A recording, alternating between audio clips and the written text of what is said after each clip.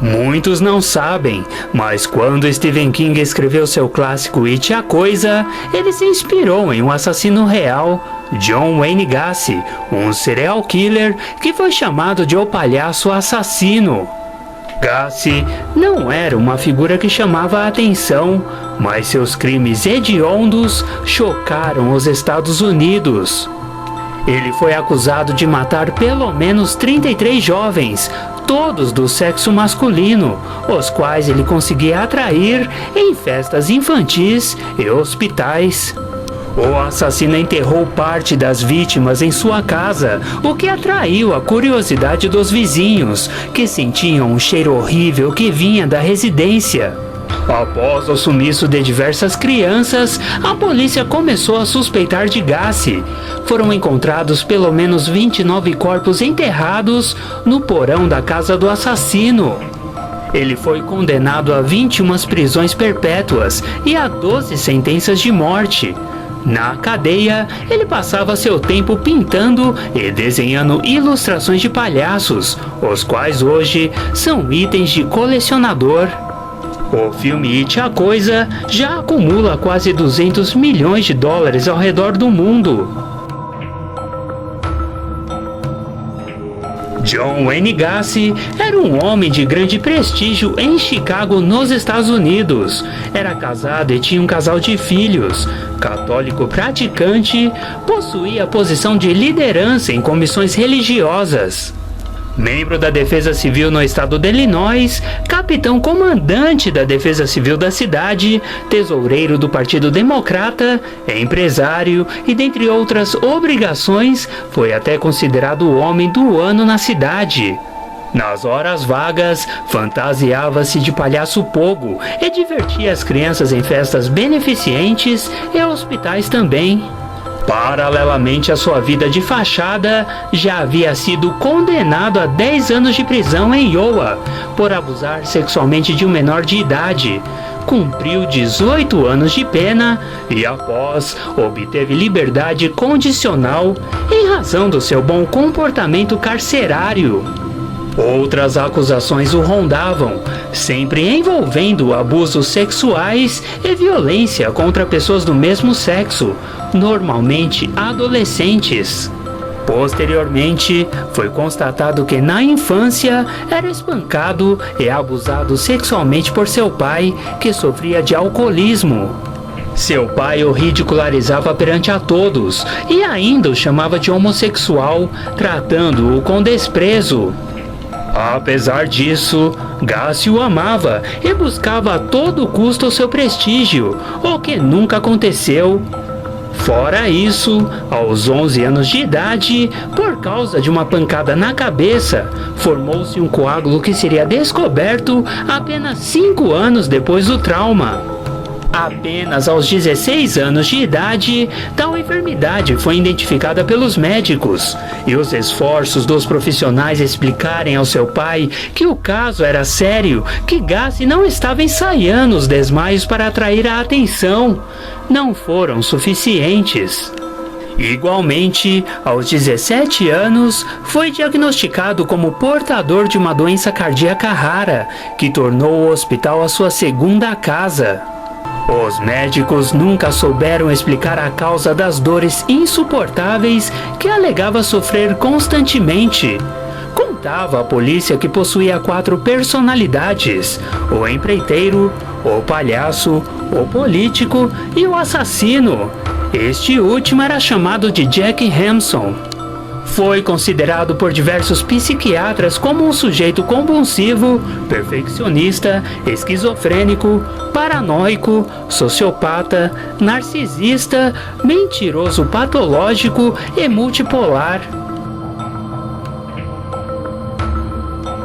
Todas estas circunstâncias levaram Gacy a vitimar, oficialmente, nada menos do que 33 jovens.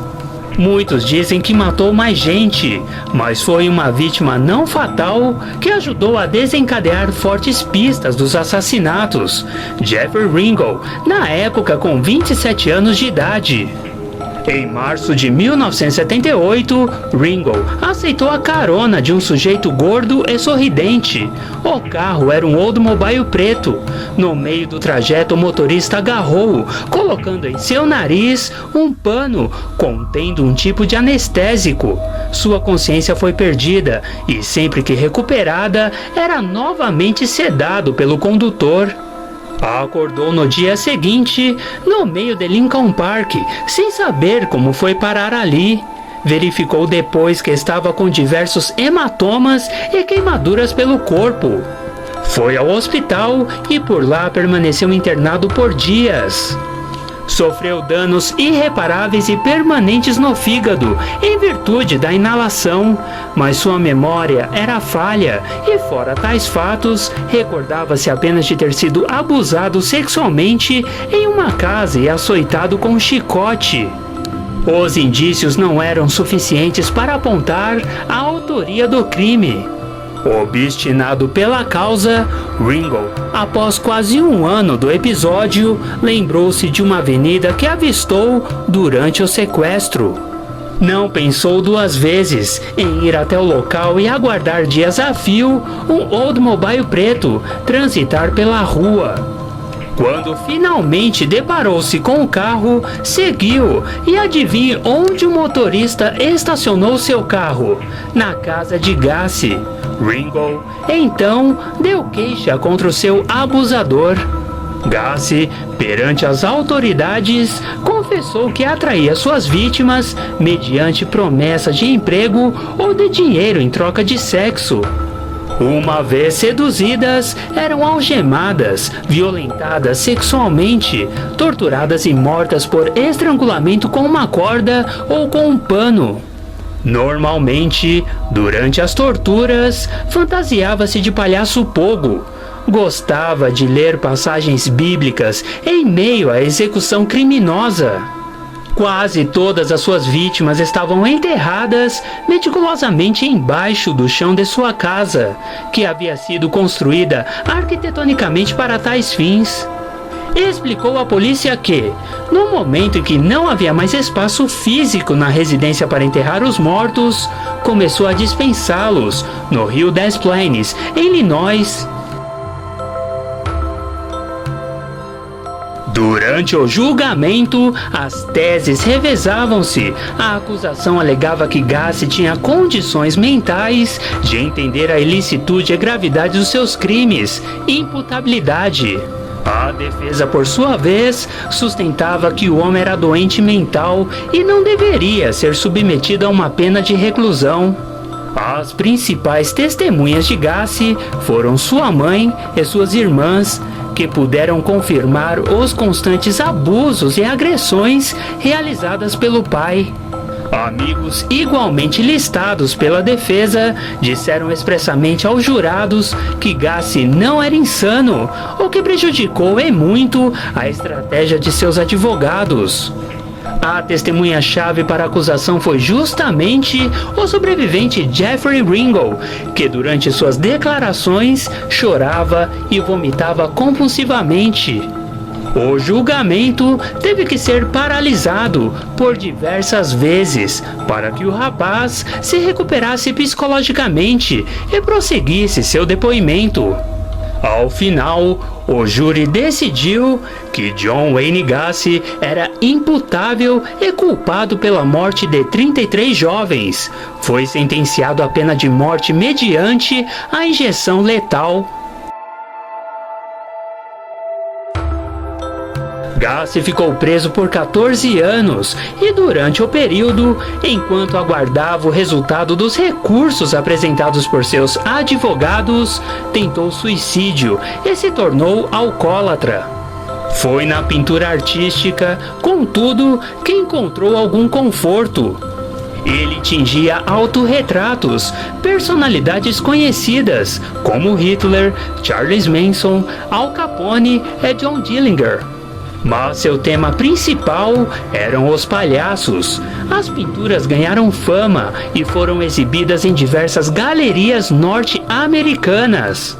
As pessoas pagavam caro, de $100 a $20.000 para comprar as telas. Gassi chegou a receber perto de 140 mil dólares pelo conjunto da obra. A execução estava marcada para 10 de maio de 1994.